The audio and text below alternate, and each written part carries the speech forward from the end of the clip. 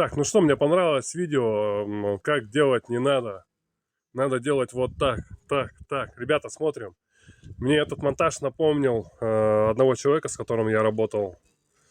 Я уезжал в Челябинск, и он мне приехал, мне говорит: блин, Данил, слушай, я тут новое место для монтажа нашел, типа, классно вообще. И потом этот человек через неделю по гарантии приехал, и я ужаснулся, мне стало стыдно. Я его заставил переделать, сделать нормальную установку.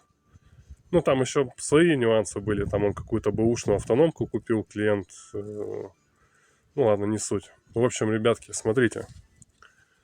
Вот она, эта дуга. Вот она протерта автономкой. Стоит Самара. То есть так вот делать не надо. Труба вот здесь сломана, замята. И выхлоп чуть-чуть перекрыт. Вот. Так делать не надо. Монтажи. Это и опасно, и... Ну, это бред вообще так делать.